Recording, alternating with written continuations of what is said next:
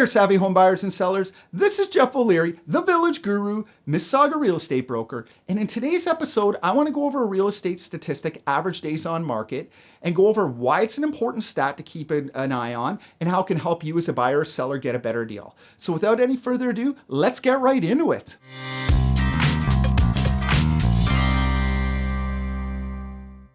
Average days on market. Simply put, it's the average time it takes to sell a home in a given market in a given time period. Normally, real estate boards will track statistics on a monthly basis, and it's going to give you an idea of how the market's doing and also how long it should take to sell a home that is properly priced. So as a home seller, if the average days on market's 30 days and you've been on the market for 90, you're probably overpriced, because if it was at the proper price, then you should already sell it. As a buyer, same thing. If you notice a home is on the market way beyond the average days on market, it might be a good time to go lower or at least investigate what the real value of the property should be. Now, keep in mind, sometimes home sellers, it can also be a sign that they're just not budging, they're unrealistic about their expectations. But either way, you can't control that. All you can do is protect yourself and make sure that you make a good decision for you.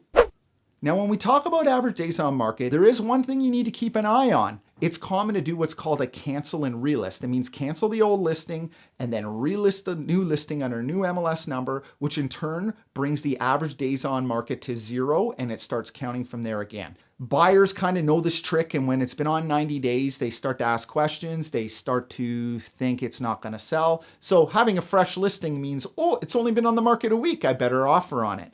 So as a buyer, make sure that you have your agent pull the complete history of the home for the last few years, see how many times the house has been listed for sale, count up all the average days on market, and that'll give you a good picture as to, what's really going on with this house. So that's number one.